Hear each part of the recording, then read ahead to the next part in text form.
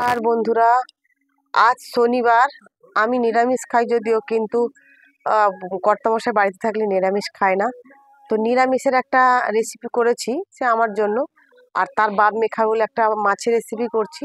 তো অনেকে ফুলকপি দিয়ে শুধু মাছের ঝোলই খায়, আর টক খায়, ভাজা খায়, কিন্তু আমি একটা আজকে মাছের দিয়ে ফুলকপি দিয়ে একটা নতুন রেসিপি করে দেখাচ্ছি। চলুন।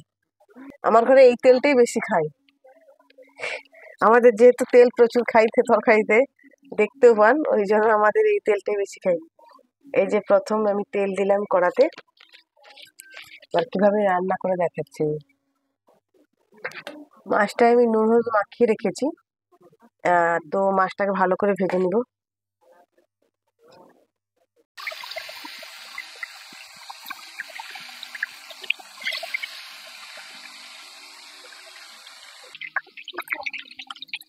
মাছটা কড়া করে পুরো ভেজে নিলাম।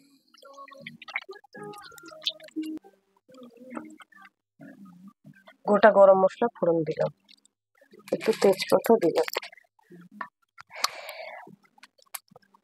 পেঁয়াজ দিলাম,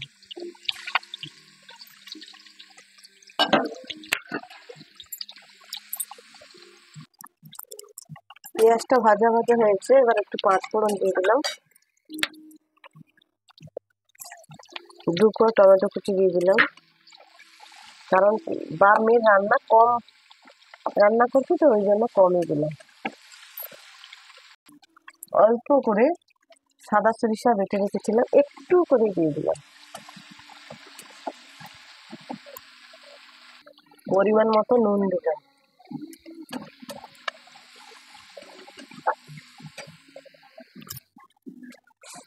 সরিষা বাটা জলটা দিয়ে দিলাম। জল দিয়ে দিচ্ছি, এবার পরিমাণ মতো নুন দিলাম। তরকারিটা ফুটছে, তাই এবার ফুলকপিগুলো, ভাজা ফুলকপি ভেজে রেখেছিলাম, ভেজে রাখাইনি, ভেজে রেখেছিলাম, ফুলকপিটা দিয়ে দিলাম। ভেজে একে 10 মিনিট ঢাকা দিব। 10 মিনিট পর তুললাম, ভাজা মাছগুলো দিয়ে দিলাম, চেরা কাঁচা লঙ্কা দিয়ে দিলাম, একটু পোস্ত আর কাজু মিশিয়ে বেটে রেখেছিলাম। 10 মিনিট পর ঢাকা খুলছি। এই তরকারিটার নাম হচ্ছে ফুলকপি মাছের ঝাল। ওই পাপা, একটু নুন দেখ না। আরে নিরামিষের দিনই আমার মাছ রান্না করতে পড়ে, কি করবো বলতো। বাবা কিরকম হয়েছে রে?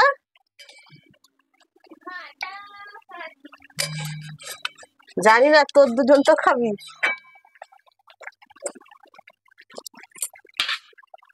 হয়ে গেছে ফুলকপি আলু, আলু দিনি, ফুলকপি মাছের পোস্ত বাটা দিয়ে ঝাল।